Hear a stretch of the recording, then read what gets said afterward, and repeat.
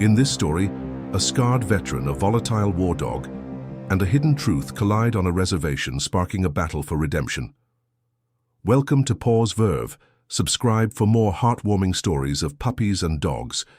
The late afternoon sun spilled golden light through the towering cottonwood trees that encircled the Pine Ridge Reservation's training arena in South Dakota, painting long, dappled shadows across the sun-baked earth.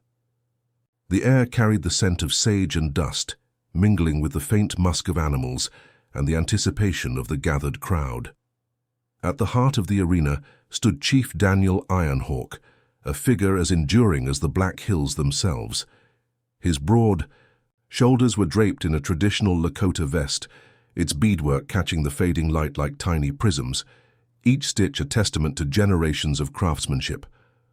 His weathered face, etched with lines that spoke of both wisdom and burden, held a quiet intensity as he raised his arms, not in ceremony, but in a gesture that commanded silence from the restless onlookers.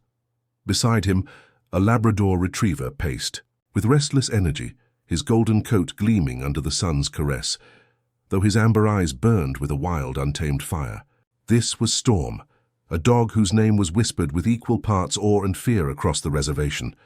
A retired military working dog, Storm was a legend, not for his heroism in distant war zones, but for the chaos he'd unleashed since his return.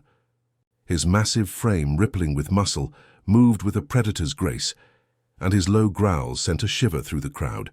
No handler could tame him, no trainer could break through the wall of trauma that made him lash out. Stories of bitten hands and shattered careers trailed him like shadows, and yet there he stood, a paradox of beauty and danger, tethered to Chief Daniel by a heavy leather leash that seemed more symbolic than necessary. The Pine Ridge Reservation sprawled across the rugged plains, a patchwork of rolling hills, sagebrush, and scattered homes that clung to the land with stubborn pride. Once vast, its boundaries had been whittled down to a fraction of its former glory, yet the spirit of the Oglala Lakota endured. At the reservation's heart lay the Spirit Wind Training Center, a weathered compound of kennels and arenas where the Lakota had honed their ancestral bond with animals into a craft. For decades, they'd trained working dogs for police, search and rescue, and military service, blending traditional knowledge with modern discipline. What began as a means of survival had grown into a legacy, though now it to mediocrity. The center struggled to stay afloat, its funding dwindling like a drying stream.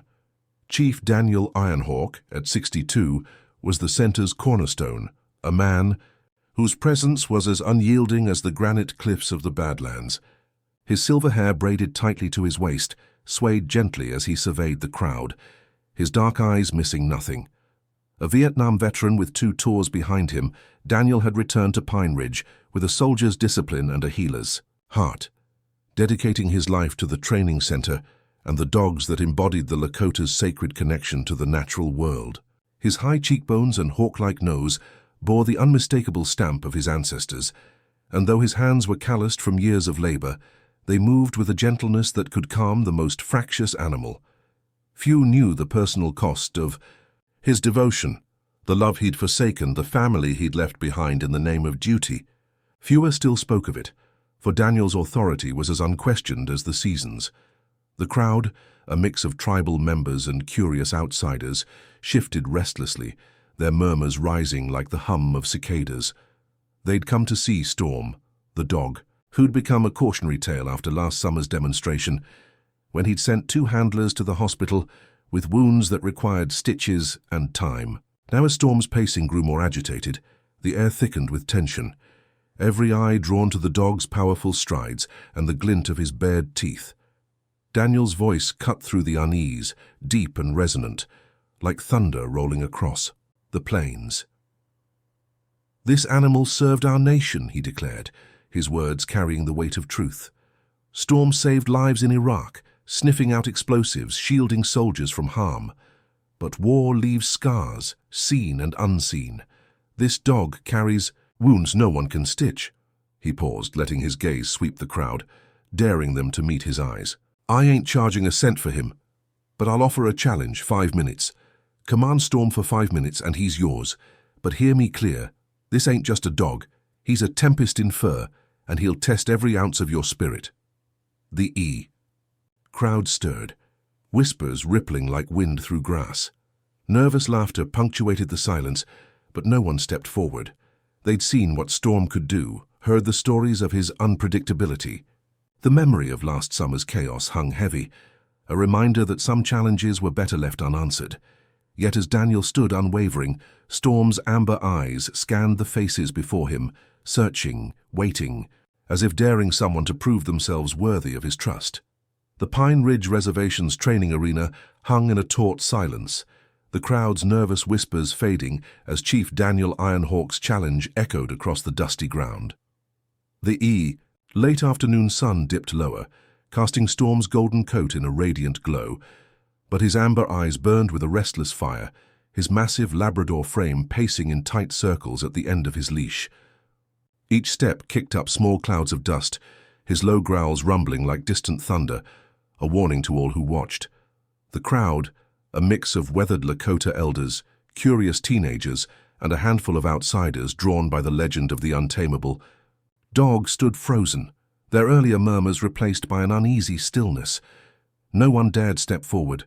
The memory of Storm's ferocity, handlers bloodied, careers ended, was too fresh, the risk too great. Daniel stood resolute, his broad silhouette, framed against the cottonwood trees, his beaded vest glinting faintly in the fading light. His weathered hands gripped the leash with practiced ease, though his dark eyes scanned the crowd with a flicker of doubt. He'd issued this challenge before, each time hoping someone might see past Storm's trauma to the loyal heart buried beneath. Yet as seconds ticked by, the arena remained empty, the weight of unspoken fears holding everyone at bay. Storm's pacing grew more agitated, his ears twitching, as if he sensed the crowd's hesitation and dared them to prove him right, that no one could reach him.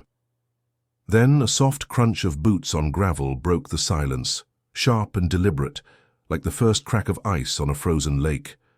From the edge of the crowd, a young woman stepped forward, her movements steady, unhurried yet charged with purpose. She wore faded military fatigues, the kind that had seen too many deployments, their olive drab stained with the ghosts of desert. Sand. Her dark hair was pulled tight beneath a blue scarf, framing a face both youthful and hardened, her hazel eyes locked on Storm with an intensity that made the crowd catch its breath. At 25, Sergeant Lily Whitecloud carried herself with the quiet confidence of someone who'd faced death and walked away, though the faint scar along her shoulder, barely visible beneath her sleeve, hinted at the cost. As she crossed into the arena, the air shifted, the tension spiking with curiosity and unease. Whispers rippled through the crowd. Who was she? No one recognized her, not the elders who knew every family on the reservation, nor the younger ones who traded gossip like currency. Yet Storm's reaction was immediate, undeniable. His pacing slowed, his ears pricked forward, and his amber eyes met hers, not with aggression but with a wary alertness, as if recognizing something lost to time. The crowd noticed it too, their murmurs growing softer, expectant. Even Daniel's stoic expression faltered, his grip on the leash tightening as he studied the stranger, who dared approach the dog no one could tame. Lily stopped a few paces from Storm, her boots stirring small clouds of dust that caught the golden light. She didn't flinch under his gaze, didn't shrink from the low rumble in his throat. Instead, she stood tall, her posture military precise, yet softened by something deeper, an understanding that seemed to bridge the space between them. The arena felt smaller now, the world narrowing to the woman, the dog, and the unspoken connection that held them both. "Miss, this is a dangerous animal," Daniel warned, his voice gravelly but firm, carrying across the silent crowd. "Storm's got scars deeper than most soldiers I've known. He doesn't take to strangers." His words were both caution and test, his eyes narrowing as he studied her, searching for a clue to her boldness. Lily didn't look at him. Her gaze remained fixed on Storm, unwavering, as if she could see through the dog's wild exterior to the soul beneath. "He's not a stranger to me, Chief Ironhawk," she said, her voice clear and steady, loud enough for the front rows to hear. The way she emphasized his title carried a weight beyond respect, an edge of accusation that made Daniel's breath catch. The crowd stirred, sensing a story unfolding, though none could guess its shape. Daniel's hand instinctively moved to the whistle around his neck, ready to call off the demonstration if Storm lunged. "Your name, miss?" he asked, his tone formal but laced with curiosity, as if he sensed the ground shifting beneath him. "Sergeant Lily Whitecloud, 3rd Infantry Division, retired," she replied, still not breaking eye contact with Storm. "And this is Sergeant Storm, military working dog, identification number M729. Her words landed like stones in still water, sending ripples of shock through the crowd. Daniel's mouth went dry, his hand dropping from the whistle. The name Whitecloud hit him like a physical blow, stirring memories he'd buried for decades, memories of a woman named Emma, a love he'd forsaken, and a child he'd never known. "That's impossible," Daniel managed, his voice quieter now, almost lost in the growing buzz of whispers. "This dog came from Fort Bragg." Lily finally turned to face him, her hazel eyes piercing, unflinching. "He came from my unit, Chief. You knew exactly who he was when you brought him here. Just like you knew who I was when my mother wrote to tell you she was pregnant 25 years ago." The crowd's murmurs erupted into a low roar, elders exchanging glances, younger members leaning forward, caught in the drama unfolding before them. Daniel stood motionless, his carefully constructed world tilting, while Storm sat alert at Lily's side, his loyalty to her as clear as the setting sun. The Pine Ridge Reservation's training arena crackled with tension. The late afternoon, sun sinking behind the cottonwood trees, casting the dusty ground in a warm amber glow. The crowd's murmurs swelled into a chaotic hum, their eyes darting between Chief Daniel Ironhawk, the golden-coated Labrador retriever named Storm, and the young woman who had just shattered the silence with her bold declaration. "Sergeant."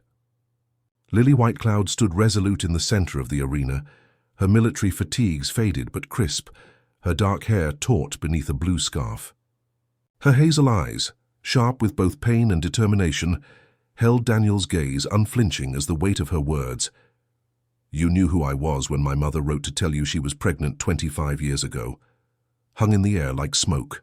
After a gunshot, Storm, the dog whose wild reputation had drawn the crowd, sat alert at Lily's side, his amber eyes no longer wild but focused, his massive frame still but attentive, as if tethered to her by an invisible bond. The transformation was startling.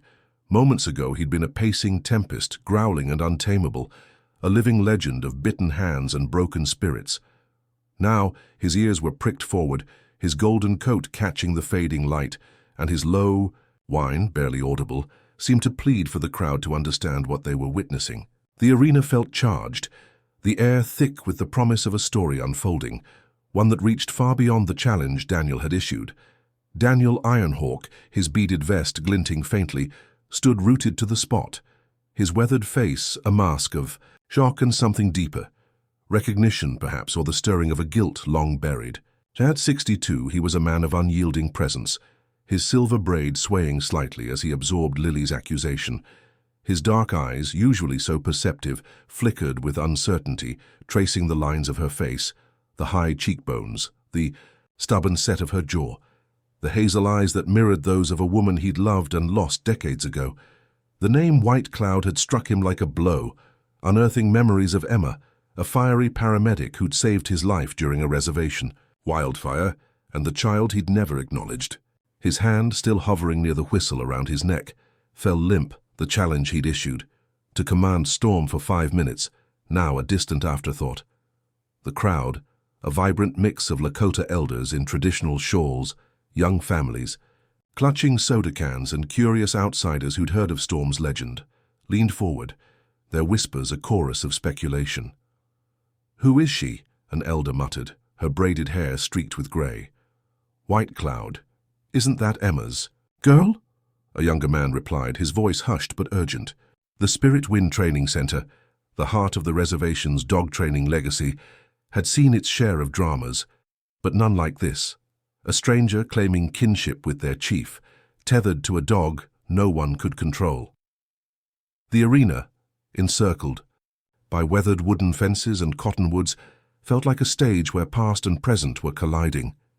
Lily's voice cut through the murmurs, steady but laced with an edge of restrained anger. "You brought Storm here for a reason, Chief Ironhawk," she said, her words deliberate, each one landing with precision. "You knew he was my partner in Iraq. You knew what he meant to me. And you knew I'd come for him." She took a step. Closer, her boots stirring the dust, her gaze never wavering. Storm moved with her, his body aligned with hers, a silent testament to their shared history. "What I don't understand is why you hid from me all these years. Why you let my mother raise me alone." Daniel's throat tightened, the crowd's eyes boring into him. He was a man accustomed to command, to guiding the reservation through decades of hardship, but this moment stripped him bare.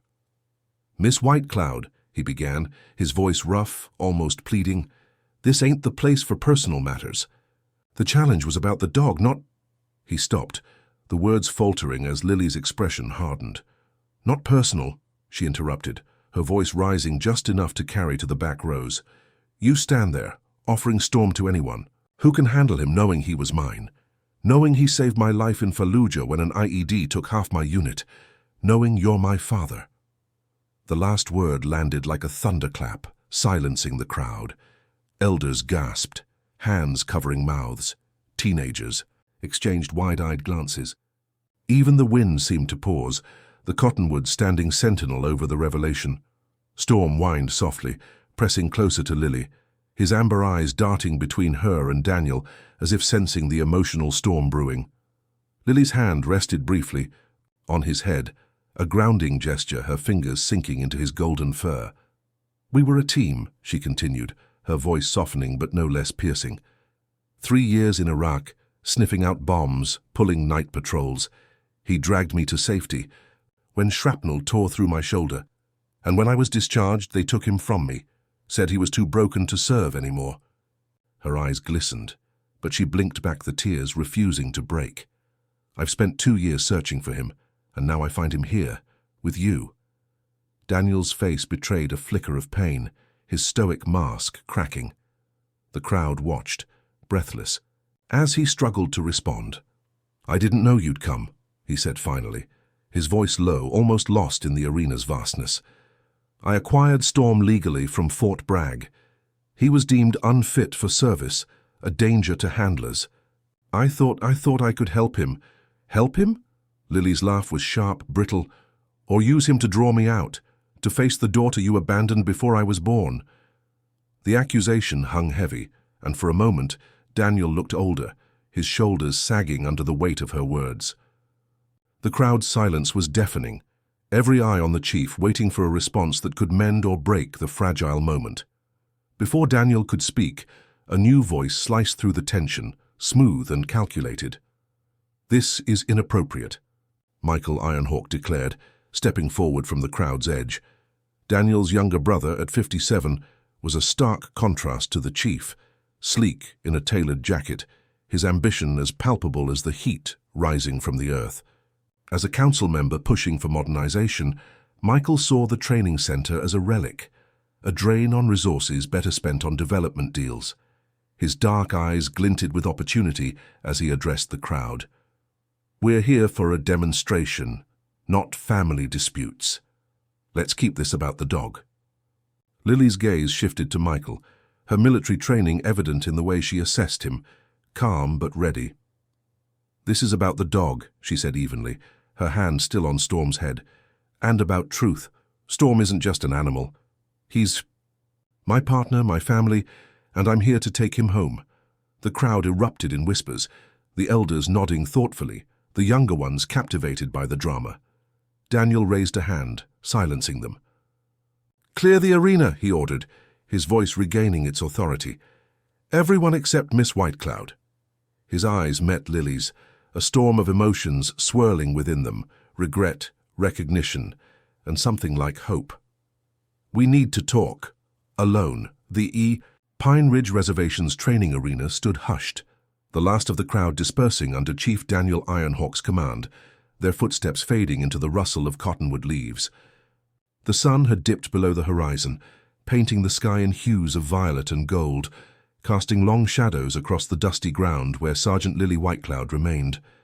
Her military fatigues clung to her frame, the blue scarf around her dark hair, a splash of color against the gathering dusk.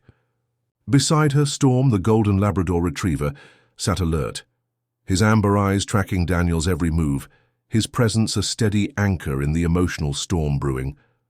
The arena, moments ago a stage for public spectacle, now felt intimate, a sacred space where buried truths were about to surface. Daniel stood a few paces away, his beaded vest catching the last glimmers of light, his silver braid a stark contrast against his weathered Lakota vest.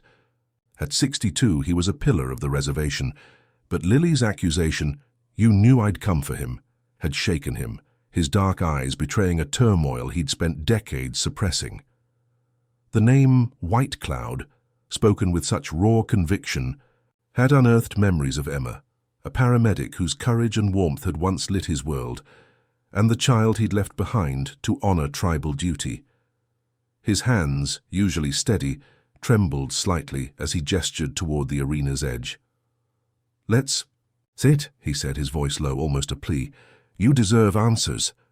Lily hesitated, her hazel eyes searching his face for sincerity. Storm whined softly, nudging her hand, and she nodded, following Daniel to a weathered bench near the fence. The Labrador settled at her feet, his golden coat blending with the earth, his gaze never leaving her. As they sat, the world seemed to pause, the distant bark of kennel dogs and the whisper of the evening breeze the only sounds. Lily's posture remained rigid, military precise, but her fingers absently stroked Storm's fur, a gesture that spoke of a bond forged in fire. "You said Storm was your partner," Daniel began, his voice rough with emotion. "Tell me about that. Help me understand." Lily's gaze drifted to the horizon, her mind pulling her back to a place of heat and chaos. "Fallujah, 2018, she said, her voice steady but distant, as if recounting a dream. "I was 22, a dog handler with the 3rd Infantry Division. Storm was my shadow, my lifeline. We ran patrols, sniffed out IEDs, cleared buildings. He was fearless, golden fur streaked with dust, eyes like fire. He'd find explosives buried so deep no machine could detect them." She paused, her hand stilling on Storm's head. "But it wasn't just his nose, it was his heart. He'd lie beside me at night, his warmth keeping the nightmares at bay." Daniel listened, his chest tightening. He'd trained dogs for war, knew their loyalty, but hearing it from Lily, his daughter, made it visceral. "What happened?" he asked, though he dreaded the answer. "Ambush," she said flatly, her eyes darkening. "October 12th. We were clearing a market street. Insurgents hit us with RPGs, gunfire from every angle. My unit took cover, but an IED detonated 20 feet away. Shrapnel tore through my shoulder." She touched the scar beneath her sleeve, barely visible but ever present. 3 of my team didn't make it. I was pinned, bleeding out, when Storm dragged me behind a wall. He took a hit to his flank, lost part of his ear, but he didn't stop until I was safe." Storm whined, as if sensing the weight of the memory, and Lily leaned down to press her forehead against his, a silent thank you. Daniel's throat constricted, his mind flashing to the dogs he'd sent to war, never imagining one would save his own blood. "You were discharged after that?" he asked. "Medical discharge," she confirmed, straightening. "Purple Heart therapy, the works. But Storm, as they said, his trauma was too severe. He turned aggressive, bitter handler during retraining. They retired him, shipped him stateside. I begged to keep him, but the army doesn't work that way." Her voice cracked, the first sign of vulnerability. "I lost him for 2 years, searched every database, called every base. Then I saw a news segment about your training center, about a problem dog named Storm. I knew it was him." Daniel's hands clenched, guilt surging.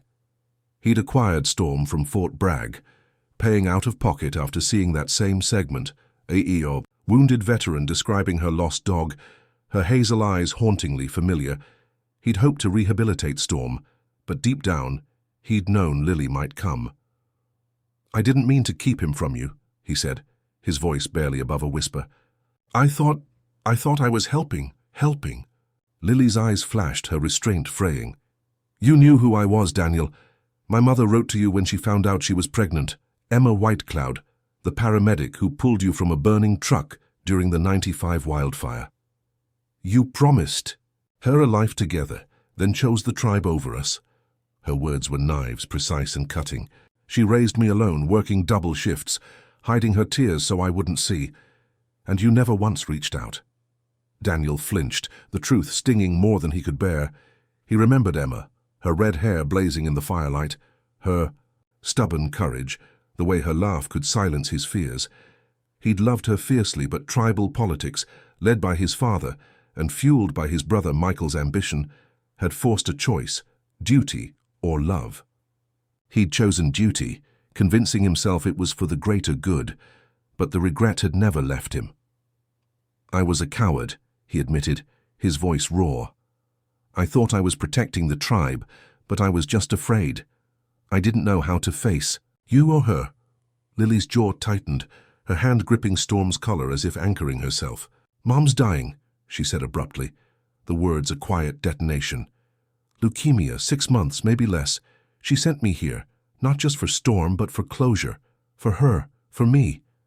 Her eyes met his, searching for something. Regret, redemption, anything. I came to reclaim my partner and to understand why you left us, but I'm not sure you have answers worth hearing. Daniel's heart sank, the weight of her words crushing. Storm shifted, pressing against Lily's leg, his loyalty a stark contrast to Daniel's failures. The chief looked at his daughter, seeing Emma's fire and his own stubborn resolve, and felt a flicker of hope amidst the pain. Stay, he said suddenly, the word escaping before he could stop it. Give me a chance to explain, to make this right. For you, for Storm, for Emma. Lily didn't respond, her gaze drifting to the stars now piercing the twilight sky. Storm whined softly, his warmth a reminder of the bond that had brought her here. The path ahead was uncertain, but the truth was out, and with it, the possibility of healing. The Pine Ridge Reservation's training arena lay cloaked in the soft embrace of twilight, the last traces of sunlight surrendering to a sky pricked with emerging stars. The cottonwood trees stood sentinel, their leaves whispering secrets to the evening breeze, while the dusty ground, still warm from the day's heat, bore the faint imprints of the crowd that had dispersed moments ago. The Spirit Wind Training Center, its weathered fences and kennels silhouetted against the horizon, hummed with the distant barks of dogs, but here, in the heart of the arena, a profound stillness prevailed. Sergeant Lily Whitecloud stood alone with Chief Daniel Ironhawk, the weight of her revelation, her identity as his daughter, her bond with Storm, and her mother's terminal illness, hanging between them like a fragile thread stretched taut. Lily's military fatigues, faded from years of service, clung to her slender frame, the blue scarf binding her dark hair a quiet rebellion against the uniformity of her past. Her hazel eyes, sharp with pain but softened by resolve, flickered toward Storm, the golden Labrador retriever who sat at her side.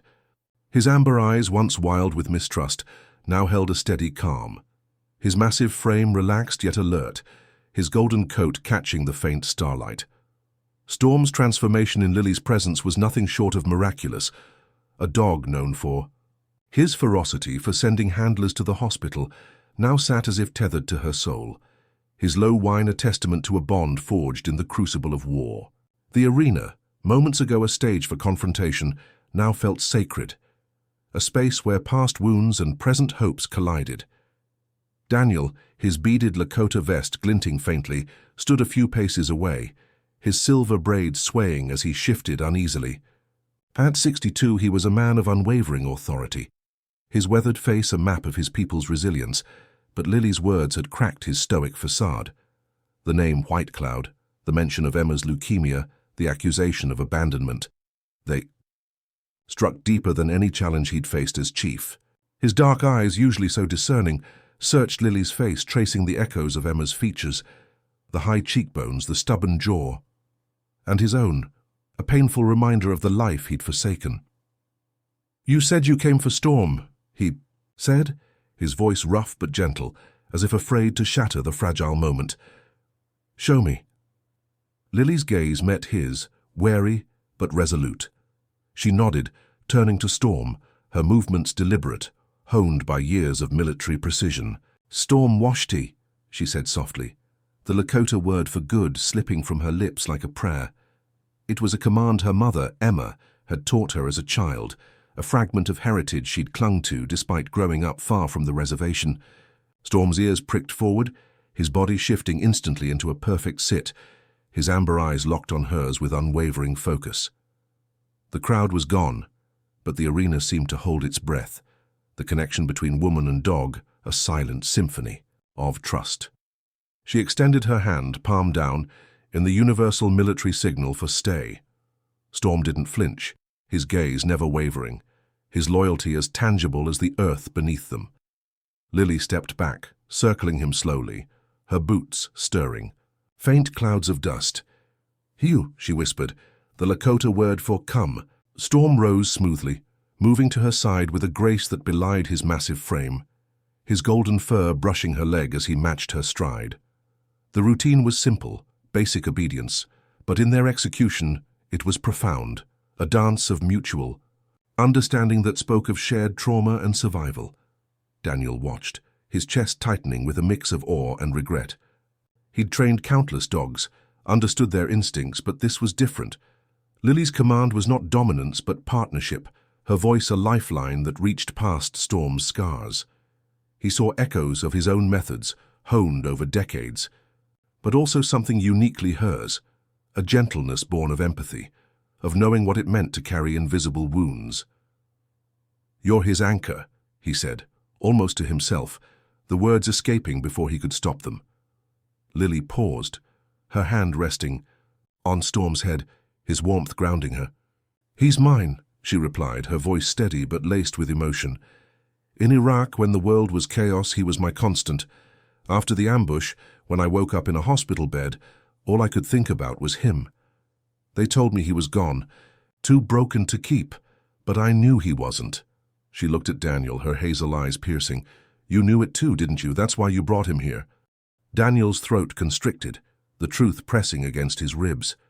He'd seen the news segment, a wounded veteran, hazel eyes blazing with determination, describing her lost dog. He'd recognized Lily instantly, not just as Emma's daughter, but as his own. He'd paid triple to acquire Storm from Fort Bragg, telling himself it was to rehabilitate a hero, but deep down he'd hoped it would bring Lily to him. "I did," he admitted, his voice barely audible. "I saw you on that program. I couldn't reach you directly, but I thought Storm might." Lily's jaw tightened, her fingers sinking deeper into Storm's fur. "You thought a dog could fix 25 years of silence. You left my mother to raise me alone, Daniel. She worked double shifts, hid her pain, told me stories about the reservation to keep me connected to a father I'd never know. And now she's dying, and you think bringing Storm here makes up for it." The accusation cut deep and Daniel flinched, his hands clenching at his sides.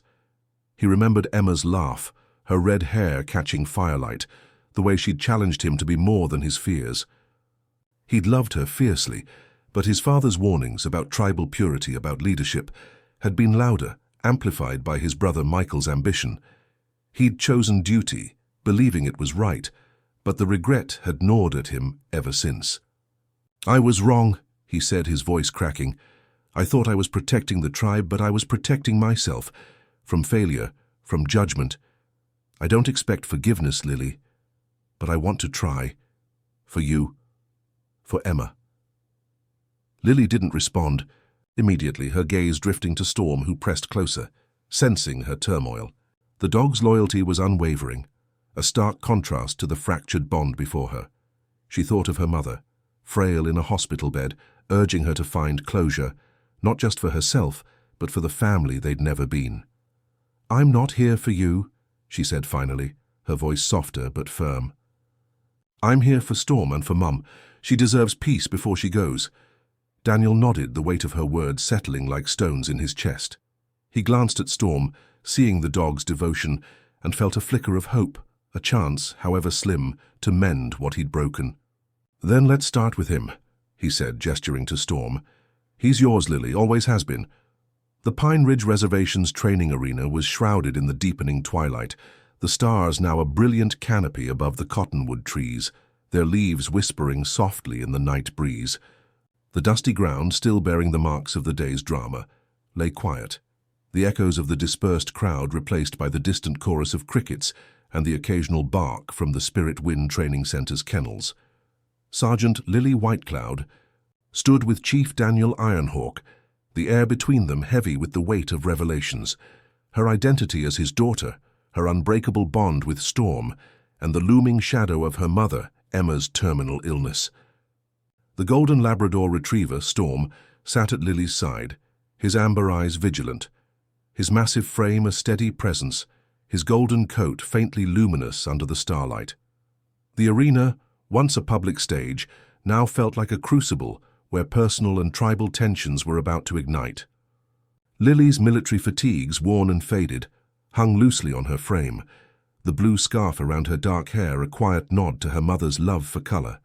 Her hazel eyes, sharp with resolve but softened by grief, flickered between Storm and Daniel, weighing his offer to start anew with the dog who'd brought them together. Daniel, his beaded Lakota vest catching the faint glow of a nearby lantern, stood with the posture of a man accustomed to command, but his weathered face betrayed vulnerability. His silver braids swayed as he shifted, his dark eyes searching Lily's for a sign of trust, though her accusation of abandonment still stung. The admission of his cowardice, choosing tribal duty over love, had left him exposed, and now with Emma's illness laid bare, he felt the urgency to bridge the chasm of 25 years. Before Lily could respond to Daniel's plea, a sharp voice sliced through the stillness, smooth and calculated, like a blade hidden in silk. "This is a touching reunion, but it's time we focus on tribal business." Michael Ironhawk emerged from the shadows near the arena's fence, his tailored jacket a stark contrast to the reservation's rugged simplicity. At 57, Michael was Daniel's younger brother, a council member whose ambition burned brighter than the stars above. His dark eyes glinted with opportunity, his polished demeanor masking a ruthless drive to modernize the reservation, even at the cost of its traditions. He saw the Spirit Wind Training Center as a financial sinkhole, a relic to be replaced by lucrative development deals, and Lily's unexpected arrival as a wedge to weaken Daniel's leadership. Lily's posture stiffened, her military training kicking in as she assessed Michael. Storm sensed her tension, his ears pricking forward, a low growl rumbling in his throat. She placed a calming hand on his head, her fingers sinking into his golden fur, silencing him with a glance. "This doesn't concern you," she said evenly, her voice carrying the quiet authority of someone who'd faced worse threats than a politician's posturing. "Oh, but it does," Michael replied, stepping closer, his smile devoid of warmth. "You show up claiming to be my brother's daughter, stirring up old wounds in front of the entire reservation. That makes it tribal business." He turned to Daniel, his tone sharpening. "You've kept secrets, Daniel. A daughter, payments, to an outsider, a dog purchased with whose money? The council will have questions." Daniel's jaw tightened, his hands clenching at his sides. "Those were my personal funds, Michael, and you know it. Storm was bought to rehabilitate, not to profit." His voice was steady, but the undercurrent of anger was unmistakable. He'd faced Michael's schemes before, proposals for casinos, resorts, anything to bring revenue at the expense of Lakota heritage. But this felt personal, a direct challenge to his authority and his newfound connection with Lily. Michael's laugh was cold, cutting through the night air. "Personal funds, convenient. The training center bleeds money, and now we have an outsider claiming rights to tribal property." He gestured toward Storm, who growled again, his amber eyes fixed on Michael. "This dog is a liability, and your daughter," he said, the word dripping with skepticism, "is a distraction we can't afford." Lily stepped forward, her military bearing commanding attention. "Storm isn't property, he's a veteran, same as me, and I'm not here to distract. I'm here for what's mine." Her hand rested on Storm's collar, her connection to him a shield against Michael's barbs. "If you've got a problem with that, take it up with me, not him." Michael's eyes narrowed, but before he could retort, Daniel raised a hand, his voice cutting through the escalating tension. "Enough, Michael, this isn't the place." He turned to Lily, his expression softening. "You and Storm stay, we'll sort this out, but not like this." Then to Michael, his tone hardened. "The council can wait. My daughter's here, and I'm not turning her away." Michael's smile tightened, his gaze flicking between them, calculating. "The council won't wait forever, Daniel. Progress is coming, with or without you." He turned, his polished shoes crunching on the gravel as he retreated into the darkness, but his parting words lingered like a threat. "And secrets like this? They have a way of unraveling everything." Lily watched him go, her heart pounding. Storm's warmth against her leg, grounding her. She turned to Daniel, her hazel eyes searching his. "He's trouble, isn't he?" she asked, her voice low but steady. Daniel nodded, his face grim. "He's been pushing for development deals for years. Casinos, resorts, anything to bring money. He sees the training center as a failure, a drain on resources. And now, with you here—" He trailed off, the weight of his unspoken fears evident. "With me here, I'm a liability," Lily finished, her tone matter-of-fact. "He'll use me to undermine you, won't he?" Daniel didn't answer immediately, his gaze drifting to the stars. "He'll try," he said finally. "But you're not a liability, Lily. You're my daughter, and you're stronger than—" "He knows." He looked at her, pride and regret mingling in his eyes.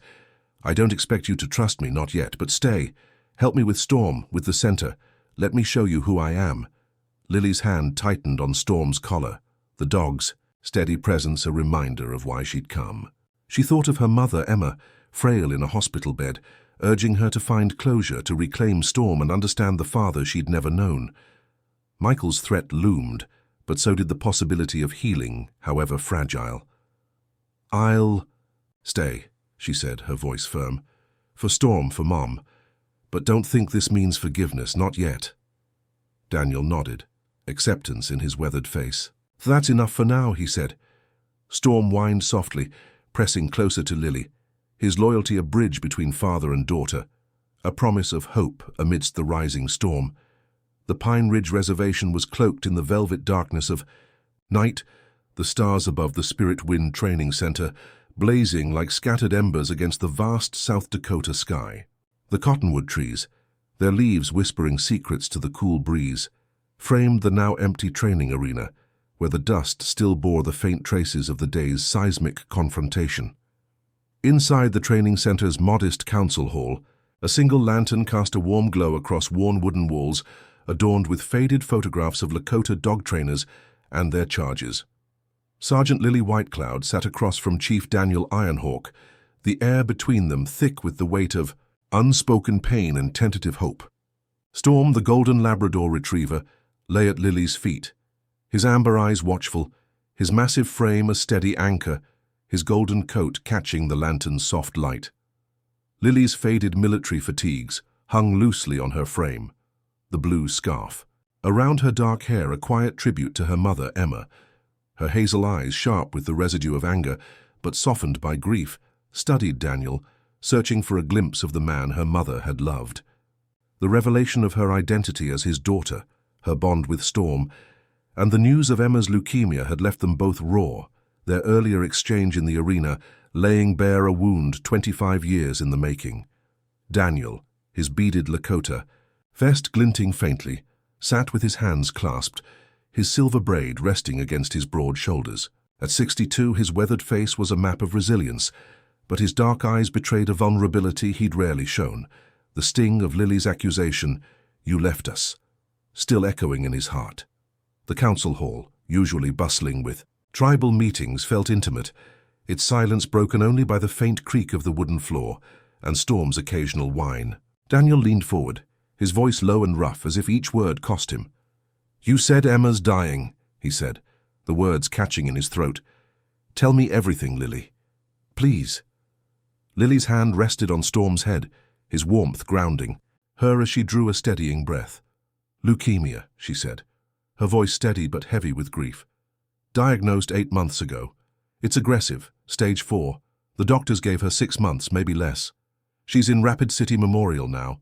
Too weak for more chemo." Her fingers tightened in Storm's fur, her hazel eyes glistening but resolute. "She's been fighting, but it's It's slipping away. She sent me here not just for Storm but for closure. She said she needed to make peace with you before she goes." Daniel's chest constricted, the image of Emma, vibrant, red-haired, her laugh like music in the wildfire's chaos, colliding with the reality of her fragility. He'd loved her fiercely, a paramedic who'd pulled him from a burning truck in '95, her courage outshining the flames. But tribal pressures, fueled by his father's warnings and his brother Michael's ambition, had forced a choice: duty or love. He'd chosen duty, believing it was right, but the regret had haunted him ever since. "I didn't know," he said, his voice barely audible. "I swear, Lily, I didn't know she was sick." Lily's gaze hardened, though her voice remained calm.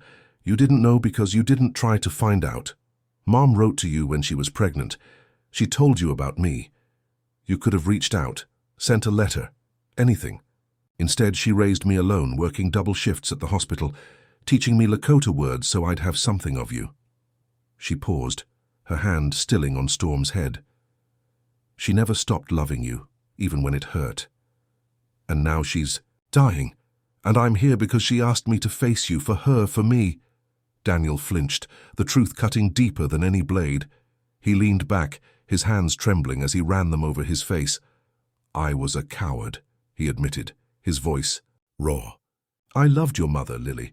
She saved my life not just from that fire, but from myself. But my father, he said a chief couldn't marry outside the tribe, that it'd weaken our legacy. Michael fed those fears, whispering about tradition, about my duty. I thought I was protecting the reservation, but I was just afraid." He looked at her, his dark eyes pleading. "I've thought of you both every day. When I saw you on that news segment talking about Storm, I recognized you, Emma's eyes, my stubborn jaw. I bought him, hoping you'd come." Lily's throat tightened, the admission stirring a mix of anger and reluctant understanding. Storm whined softly, pressing closer, his loyalty a stark contrast to the fractured bond before her. "You thought a dog could fix this?" she asked, her voice soft but pointed. "You brought Storm here knowing our history, but you didn't reach out to me. Why?" Daniel's gaze dropped to his hands, calloused from years of training dogs. "I didn't know how," he confessed. "After so many years, I didn't think I had the right. When I saw you on TV describing the ambush, I called in favors to get Storm, paid triple what Fort Bragg asked. I told myself I was saving a hero, but deep down, I wanted to see you, to face what I'd done." He looked up, his eyes shining, with unshed tears. "I'm sorry, Lily, for Emma, for you, for all of it." The apology hung in the air, heavy with sincerity but insufficient to bridge decades of absence. Lily's hand sank deeper into Storm's fur, the dog's warmth anchoring her as she processed his words. She thought of her mother, frail but fierce, urging her to find Storm and confront Daniel, not for vengeance but for peace. "Mom doesn't want your apologies," she said finally, her voice steady. "She wants closure, and I want Storm. He's my partner, my family. You can't keep him from me." Daniel nodded, his expression a mix of resolve and hope. "He's yours, Lily, always has been. But stay. Help me with him, with the center. Let me try to be the father I should have been." He hesitated, then added, "Michael's scheming, pushing for a casino deal that'll gut the center. He'll use this to weaken me. I need you here, not just for us, but for what we've built." Lily's jaw tightened, Michael's earlier threat echoing in her mind. She glanced at Storm, his amber eyes meeting hers, a reminder of the bond that had carried her through war and loss.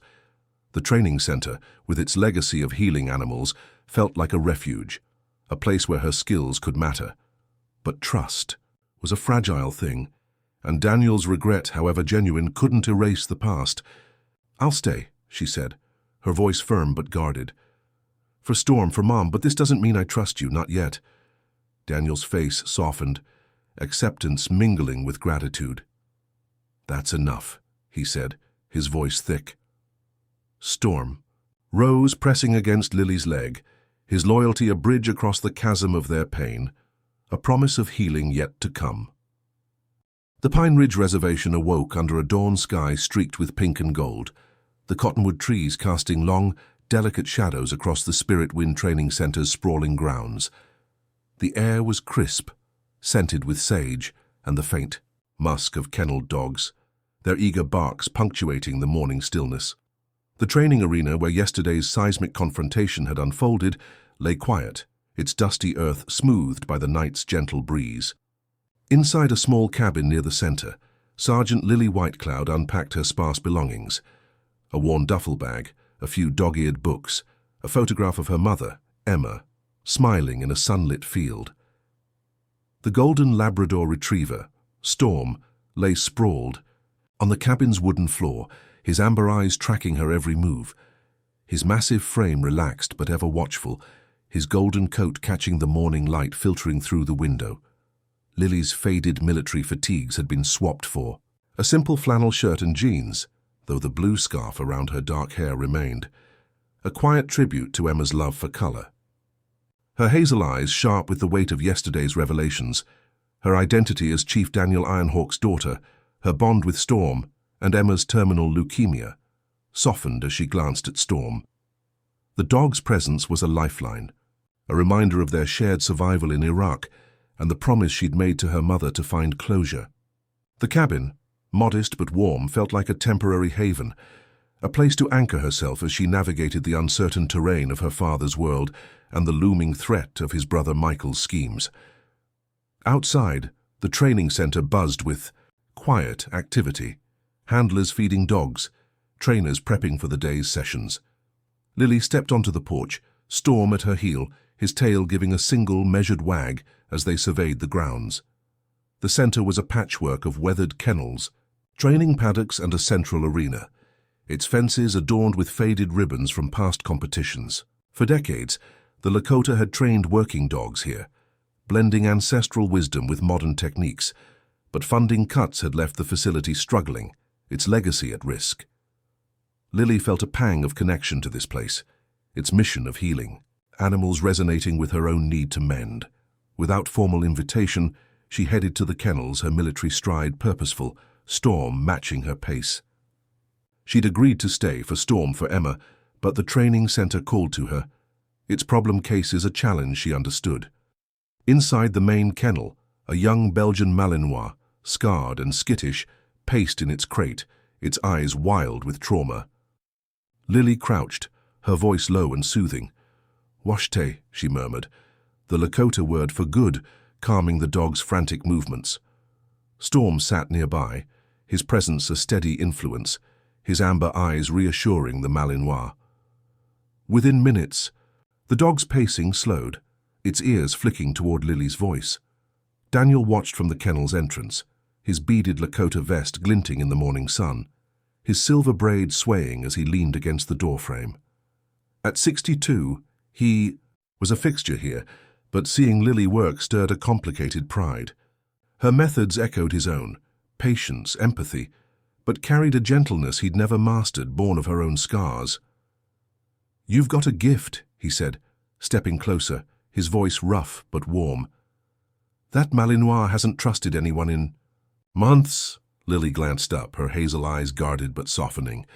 "Mom couldn't afford pets when I was a kid," she said, standing. "I volunteered at shelters, learned to read dogs like people. The broken ones, they just need someone who gets it." She patted Storm's head, his loyalty a mirror to her words. "He taught me that." Daniel nodded, seeing his mother's spirit in Lily, the same intuitive bond with animals that had made her the tribe's last traditional healer.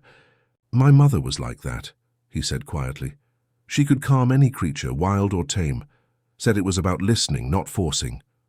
He hesitated, then added, "You've got her blood, Lily. It shows." The comment hung between them, a bridge and a barrier. Lily's jaw tightened, the reminder of her heritage both grounding and painful. She turned back to the Malinois, avoiding Daniel's gaze. Storm pressed against her leg, sensing her unease, his warmth a steady comfort. The moment might have passed in silence, but a young trainer, Ben Two Rivers, approached, his weathered face creased with admiration. "She's a natural, Chief," he said, nodding toward Lily. "Those dogs respond to her like she's one of them." Daniel's lips twitched, a ghost of a smile. "Blood tells," he said, echoing Ben's earlier sentiment. The words stung, a reminder of the years he'd denied that blood, but they also sparked hope, a chance to build something new. He stepped into the kennel, watching Lily guide the Malinois through basic commands, Storm's presence calming the younger dog. "You're doing good work," he said, his voice softer. "The center could use you if you're willing." Lily paused, her hand resting on Storm's collar. "I'm here for Storm," she said, her tone firm but less guarded. "But these dogs, they matter. I'll help for now." The concession was small, but Daniel felt it like a lifeline, a crack in the wall between them. As the morning wore on, Lily threw herself into the work, training alongside Ben and other handlers, her skill earning quiet respect. Storm moved with her, a golden shadow, his obedience flawless, his presence a balm for the center's most troubled animals. By noon, she'd calmed 3 problem dogs, her commands barely above a whisper, her bond with Storm amplifying her impact. Daniel observed from a distance, noting the military precision in her movements. The watchful assessment of her surroundings, echoes of himself, yet distinctly her own. Then, a courier arrived, a young woman with a manila envelope addressed to Lily. Daniel recognized the handwriting instantly, Emma's delicate script unchanged after all these years. His heart clenched, memories of her letters flooding back, each one unanswered, a silent plea he'd ignored. He sent the courier to Lily's cabin, retreating to his office to escape the ghosts crowding his thoughts.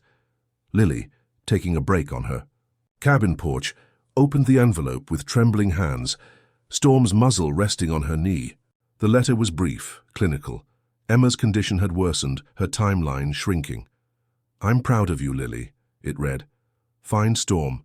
Find your father. Find peace. Finish this for me." A single photograph slipped out. Lily at 16, laughing with a shelter dog, her hazel eyes bright with hope. Tears blurred her vision as she buried her face in Storm's fur, whispering, "We should be with her." But she wanted this. The sound of approaching footsteps snapped her head up. Michael Ironhawk stood at the edge of her property, his tailored jacket out of place in the dusty yard, his expression unreadable. "My niece," he said, the word devoid of warmth. "We need to talk," Storm growled, sensing Lily's instant tension, but she laid a restraining hand on his neck. "Not sure we have anything to say," she replied, her voice steady, her military training masking the storm within. Michael's smile was thin, predatory. "Oh, I think we do. Your presence here changes things, Sergeant. Let's discuss how we can make it mutually beneficial." His words were a veiled threat, the future of the training center, and Lily's fragile new beginning hanging in the balance. The Pine Ridge Reservation basked in the golden glow of late morning, the cottonwood trees swaying gently under a sky of unbroken blue, their leaves casting dappled shadows across the Spirit Wind Training Center's dusty grounds. The air hummed with the lively barks of kenneled dogs and the rhythmic crunch of gravel under trainers' boots. But a quiet tension simmered beneath the surface, a residue of yesterday's seismic revelations. Sergeant Lily Whitecloud stood on the porch of her small cabin, her flannel shirt tucked neatly into jeans, the blue scarf around her dark hair a vibrant contrast to the muted earth tones around her. Her hazel eyes, sharp with determination but shadowed by grief, clutched a letter from her mother, Emma. Its words a heavy anchor, leukemia advancing, time slipping away, a plea to find peace with Storm and Daniel. The golden Labrador retriever. Storm sat at her side, his amber eyes vigilant, his massive frame a steady presence, his golden coat catching the sunlight as he sensed her unease. Lily's morning at the training center had been a quiet triumph, calming traumatized dogs, earning respect from handlers, her bond with Storm a beacon of hope. But Emma's letter, delivered by a courier, had shifted her world, its clinical update, worsening condition weeks not months, a stark reminder of why she'd come. She folded the letter, tucking it into her pocket, her fingers lingering on the photograph of herself at 16, laughing with a shelter dog. Storm whined softly, his muzzle nudging her hand, and she whispered, "We'll go to her soon, boy, I promise." The words felt hollow, her mother's wish for closure with Daniel clashing with the raw pain of his abandonment. The crunch of footsteps on gravel snapped her attention upward. Michael Ironhawk approached, his tailored jacket an anomaly in the Mai reservation's rugged simplicity, his polished demeanor masking a predator's intent. At 57, Daniel's younger brother was a council member whose ambition burned like a prairie fire. His vision of modernization, casinos, resorts, threatening the training center's legacy. His dark eyes glinted with calculation as he stopped at the edge of her property, his smile thin and unconvincing. "My niece," he said, the word stripped of warmth, a formality that set Lily's nerves on edge. Storm growled low, his ears pricking forward, sensing the threat in Michael's presence. Lily's hand settled on his collar, her military training kicking in, her voice steady. "Not sure we have anything to discuss," she said, her hazel eyes narrowing. "I'm here for my dog and my mother, not tribal politics." Michael's smile widened, but it didn't reach his eyes. "Oh, but you're part of the politics now, Sergeant Whitecloud. You're a rival. You're claim to Daniel's." Blood, it stirred things up. The council's watching, and not everyone's thrilled about a long-lost daughter complicating things. He stepped closer, ignoring Storm's intensifying growl. "I thought we might find a solution that benefits us both." Lily's posture stiffened, her hand tightening on Storm's collar, silencing his growl with a subtle gesture. "Speak plainly," she said, her voice low but commanding, honed by years of facing danger in Iraq. "What do you want?" Michael reached into his jacket, producing a thick envelope, its edges crisp and unmarked. "A gesture of goodwill," he said, holding it out. "The council controls a discretionary fund. I can arrange a payment, enough to cover your mother's medical bills, hospice care, maybe a fresh start somewhere else. All I ask is that you take your dog and leave the reservation." Quietly, Lily stared at the envelope, her heart pounding, anger rising like bile. "You're trying to buy me off," she said, her voice dangerously soft. "While my mother's dying, you think you can bribe me to disappear?"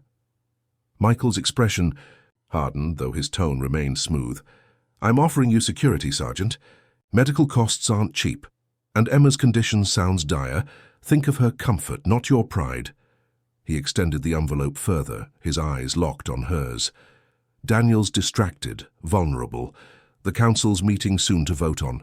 A casino deal that'll bring jobs, revenue. Your presence here, your story, it's a liability. Leave now and you help your mother while there's still time." Storm's growl deepened, his body tensing, ready to protect. Lily's hand tightened. On his collar, her military discipline holding her temper in check. But her hazel eyes blazed. "You don't get to say her name," she warned, stepping forward, her voice dropping to a lethal calm. "You know nothing about my mother or what she needs. She sent me here for truth, not your money." Michael didn't flinch, his smile twisting into something colder. "Truth won't pay hospital bills, Lily, and it won't change the fact that you're an outsider here, blood or not. Daniel's clinging to a dying tradition. The training center's a financial pit. Progress is coming, and those who stand in its way will be swept aside." He paused, his gaze flicking to Storm. "Including that dog if he stays." The mention of Storm snapped something in Lily. She took another step, closing the distance, her military bearing intimidating despite Michael's height advantage. "Threaten him again," she said, her voice a razor's edge, "and you'll see what I learned in Fallujah." Storm's ears flattened, his body poised, but Lily's hand signaled calm, keeping him in check. Michael's smile faltered, his hand lowering the envelope. "Think about my offer," he said, stepping back, his tone regaining its polish. "You've got until the council meeting tomorrow. After that, things get complicated." He turned, his polished shoes crunching on the gravel as he walked away, but his parting shot lingered. "Oh, and ask Daniel about the payments he sent to Emma for 15 years. Reliable until they stopped when you enlisted. Curious timing, don't you think?" Lily stared after him, her world tilting. Payments? The idea that Daniel had supported her mother, only to stop when she joined the army, was a new wound, one she couldn't process yet. Storm pressed against her leg, his warmth grounding her as she clutched Emma's letter, its plea for peace now tangled with Michael's poison. The training center, her fragile connection to Daniel, and Storm's future were all at risk, and Emma's fading life demanded she act. She looked down at Storm, his amber eyes meeting hers, a reminder of their shared survival. "We're not running," she whispered, her voice firm. "Not from him, not from this." But as she turned back to the cabin, the envelope's weight lingered in her mind, a temptation born of desperation for her mother's comfort, and a challenge to the fragile trust she was beginning to build with Daniel. The Pine Ridge Reservation lay under a noon sky of relentless blue, the cottonwood trees casting fleeting shadows across the Spirit Wind Training Center's dusty grounds, where the hum of kennelled dogs mingled with the distant rumble of a pickup truck. Sergeant Lily Whitecloud stood outside her cabin, her flannel shirt damp with sweat, her blue scarf loose around her dark hair, her hazel eyes clouded with urgency. The letter from her mother, Emma, weighed heavy in her pocket, its words, "Worsening condition, weeks not months," a ticking clock that drowned out the morning's confrontation with Michael Ironhawk. His bribe, a thick envelope to leave. The reservation with Storm burned in her memory, as did his cryptic jab about Daniel's payments to Emma, stopped when Lily enlisted. But those questions paled against the news that had just arrived. Emma had taken a critical turn, and the hospital in Rapid City was urging Lily to come immediately. Storm, the golden Labrador retriever, stood at her side, his amber eyes locked. On her, sensing her distress. His massive frame was taut, his golden coat catching the sunlight, his loyalty a steady anchor in the storm of her emotions. Lily's hand rested on his head, grounding her as she dialed Daniel's number. Her voice tight. "It's Mom," she said when he answered. "She's worse. I'm going to Rapid City now. Storm's coming with me." She paused, Michael's threat to the training center and Daniel's leadership lingering. But Emma's life took precedence. "You should come too." She'd want that. Daniel's response was immediate, his voice rough with emotion. "I'm on my way. Meet me at the center's gate." He hung up, and within minutes his battered pickup rolled up, dust swirling around its tires. His beaded Lakota vest glinted faintly, his silver braid swaying as he stepped out, his weathered face etched with a grief he hadn't yet named. At 62, he was a pillar of the reservation, but the prospect of facing Emma, his lost love, dying of leukemia, stripped him bare. "Let's go," he said, opening the truck's back door for Storm, who leaped in with practiced ease, settling on the worn bench seat. The drive to Rapid City was a tense 90-minute blur through rolling plains and jagged hills, the black. Hills looming in the distance like silent sentinels. Lily sat in the passenger seat, her hands clasped tightly, Storm's muzzle resting on her shoulder from the back, his warmth a lifeline. Daniel gripped the wheel, his dark eyes fixed on the road. But the silence between them crackled with unspoken questions about Emma, about the payments Michael had mentioned, about the fragile bridge they were building. "She never told me." "She was sick," Daniel said finally, his voice low. "I'd have helped Lily, I swear it." Lily's jaw tightened, Michael's words echoing. "Did you help before?" she asked, her voice steady but sharp. "Michael said you sent money to Mom for 15 years, then stopped when I enlisted. Is that true?" Daniel's hands tightened on the wheel, his knuckles whitening. "It's true," he admitted, his voice heavy. "I sent what I could anonymously through a lawyer. I didn't want her to feel obligated. When you enlisted, I thought you were set that you didn't need me. I was wrong, Lily. I should have kept going." The confession hung heavy, another layer of regret in their fractured history. Lily didn't respond, her gaze fixed on the passing landscape, Storm's steady breathing calming her. The truth of Daniel's support, however flawed, softened her anger, but didn't erase the years of absence. She thought of Emma, frail but fierce, urging her to find closure, and clung to that purpose as they reached Rapid City Memorial Hospital. The hospital's sterile corridors were a stark contrast to the reservation's earthy warmth, the antiseptic, smell jarring after the sage-scented air. Lily led the way, Storm's leash in hand, his presence drawing curious glances, but no objections. His military bearing and Lily's quiet authority silenced any protest. Daniel followed, his steps heavy, the weight of facing Emma after 25 years pressing against his chest. In room 312 they found her, a fragile figure in a hospital bed, her once vibrant red hair now thin and grey, her skin pale but her eyes still sparking with life. "Lily," Emma whispered, her voice weak but warm, her smile brightening as she saw Storm. "You found him." The dog whined, resting his muzzle on the bed, his amber eyes soft with recognition. Emma's hand, trembling, stroked his golden fur, and tears welled in her eyes. "Good boy," she murmured, then looked at Daniel, her breath catching. "You came." Daniel sank into a chair beside her, his hands trembling as he took hers. "Emma," he said, his voice breaking, "I'm so sorry. For everything." The words were inadequate, but Emma's smile held no blame, only a weary acceptance. "You're here now," she said, her voice barely audible. She reached for a small journal on the bedside table, its pages worn and filled with her delicate script. "Lily, this is for you. It's us. Me, Daniel, you, the truth." She pressed it into Lily's hands, her grip surprisingly strong. "Read it, but not now. Stay with him, with Storm. Heal together, ill." Lily clutched the journal, tears blurring her vision as she nodded. "I will, Mom, I promise." Storm pressed closer, sensing the gravity of the moment, his loyalty a bridge across their pain. Emma's gaze shifted to Daniel, a flicker of the old fire in her eyes. "Take care of her," she said, her voice firm despite her frailty. "And Storm, they're yours now." Daniel nodded, tears streaming down his weathered face, unable to speak. The moment was shattered by a sharp knock. Michael Ironhawk stood in the doorway, his tailored jacket pristine, his expression a mask of false sympathy. "Terrible timing," he said, his voice smooth. "I heard about Emma. My condolences." His eyes flicked to Lily, then Daniel. "But the council's meeting tonight, Daniel. Your absence won't help your case or the training centers." Lily's hand tightened on Storm's leash, her military training suppressing her urge to lash out. "This isn't the place," she said, her voice low and lethal. "Leave."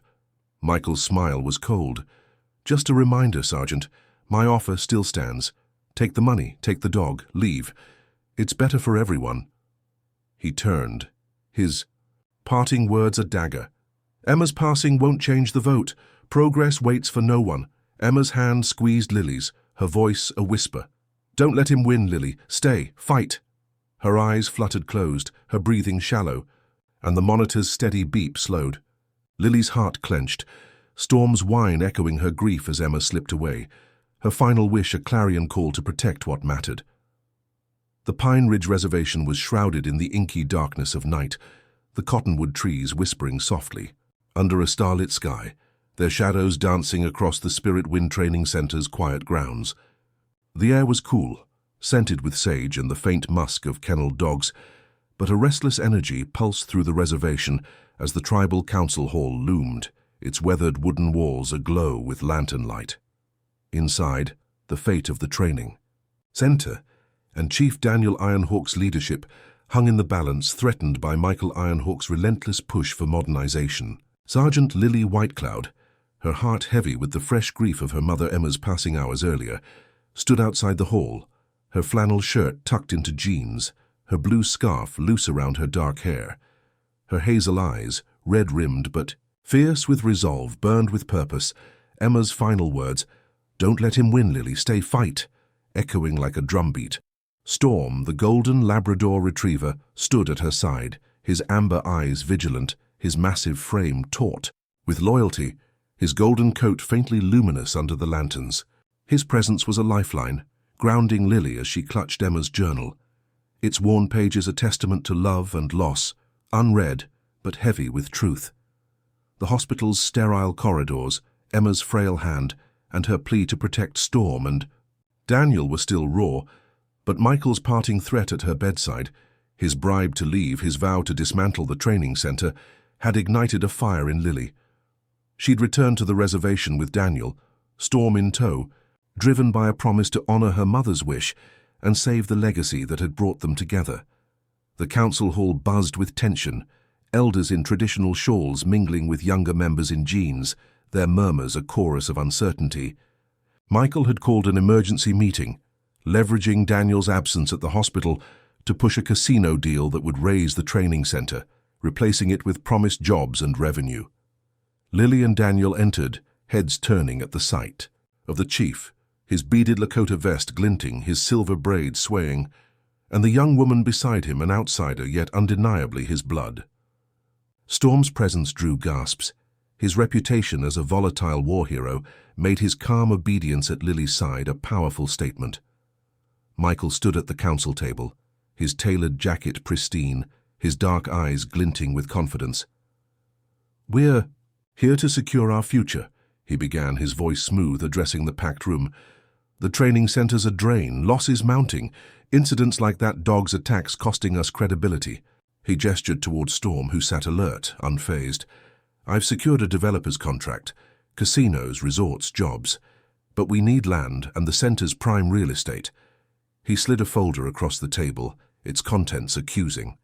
"And we need leadership we can trust. These documents show Daniel misused tribal funds to buy that dog, prioritizing personal matters over our people." The room erupted in whispers, elders exchanging worried glances, younger members leaning forward, swayed by Michael's polish. Daniel's jaw tightened, his weathered face a mask of restraint, but Lily saw the hurt in his dark eyes. The accusation was a lie, but Michael's forged evidence, bank statements, transfer records, was convincing. "Those are fabricated," Daniel said, his voice steady but strained. "I used personal funds for Storm, as I've always done for the center's rescues." Michael's smile was predatory. "Prove it, brother. Your absence today, chasing. Personal dramas doesn't inspire confidence."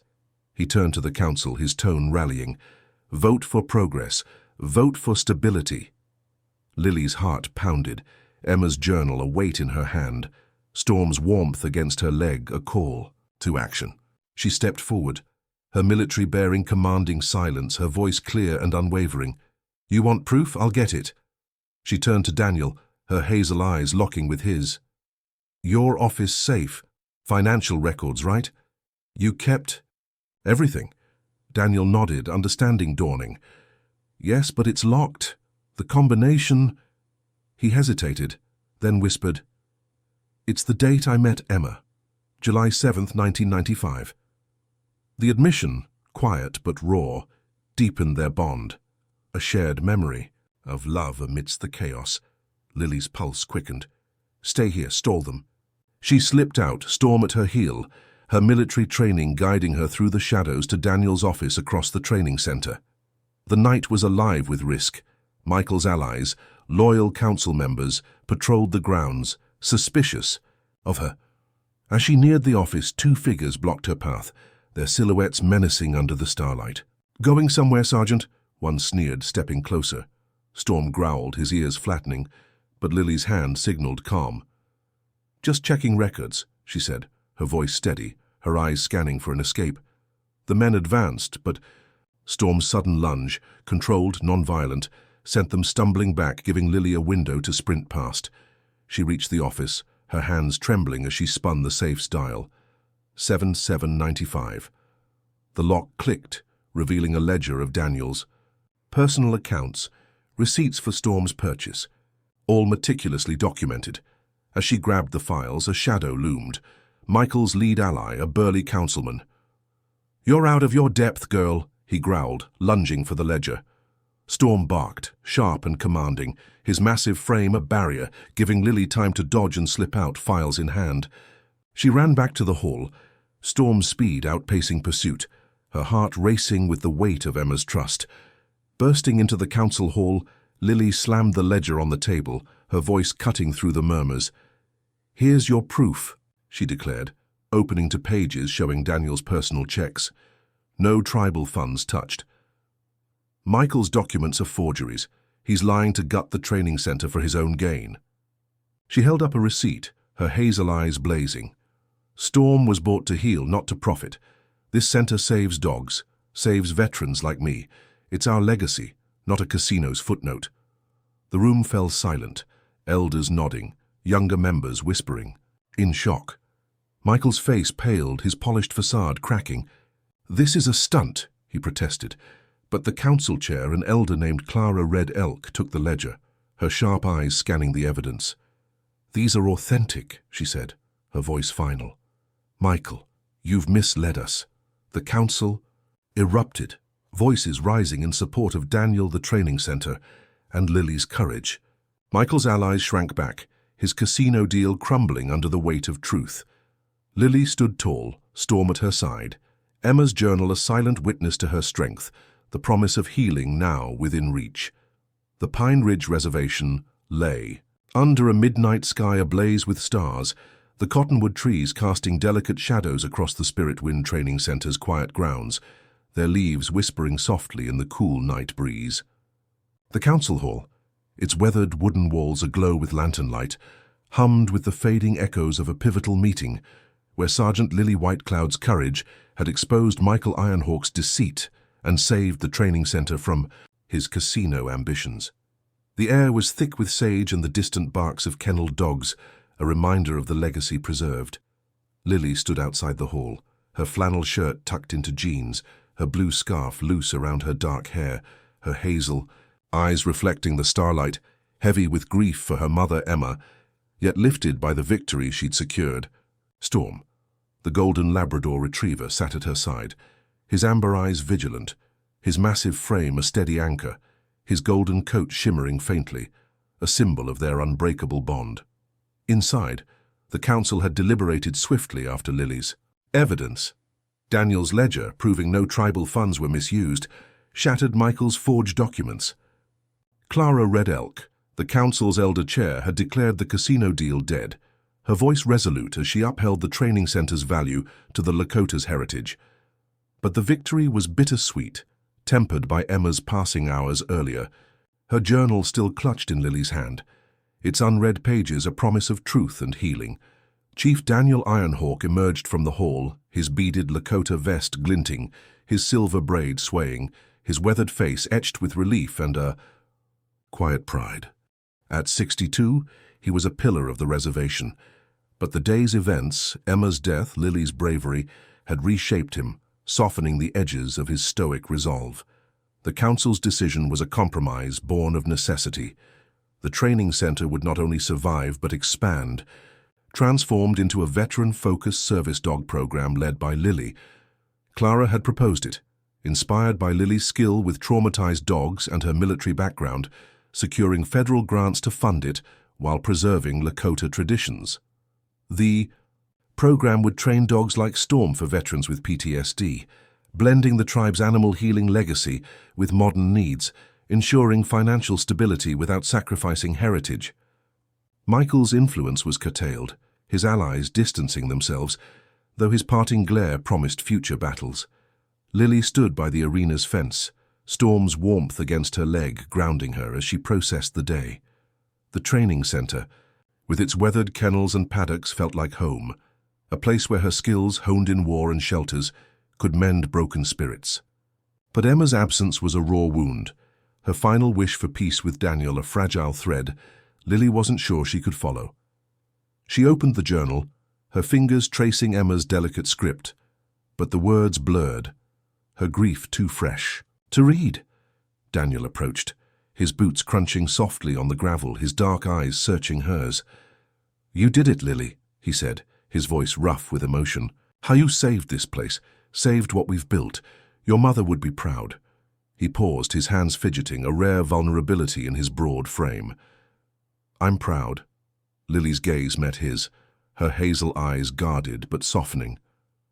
"I did it for her," she said, her voice steady but thick with grief. "And for Storm, not for you." The words were honest, not cruel, a boundary drawn from years of absence. Storm whined softly, pressing closer, his loyalty a bridge across their divide. Daniel nodded, accepting her truth. "I know," he said, his voice low, "but you're here and that's more than I deserve." He reached into his vest, pulling out a small leather pouch, its beadwork intricate, faded with age. "This was my mother's," he said, opening it to reveal a turquoise necklace, its stones polished by time. She wore it when she trained horses, said it carried her strength. "I want you to have it." Lily hesitated, the gesture heavy with meaning.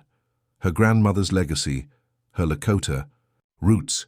She took the necklace, her fingers brushing the cool stones, a connection to a heritage she'd only known through Emma's stories.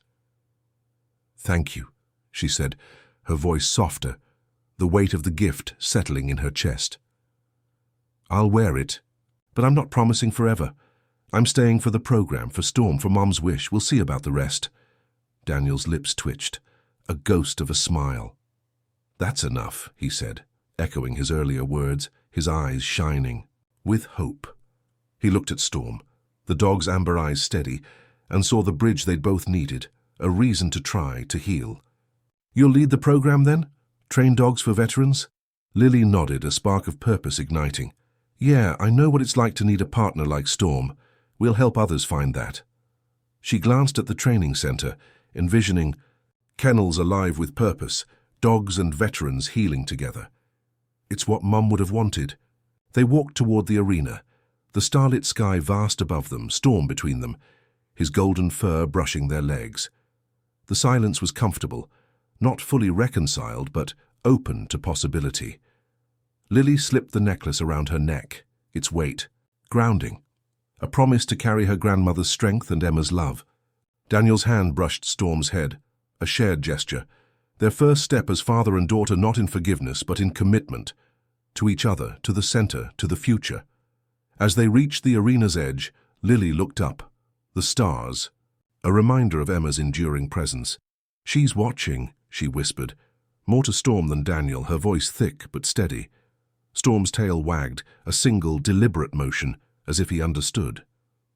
Daniel followed her gaze, his heart heavy but hopeful, the path ahead uncertain but illuminated by the light of their shared resolve.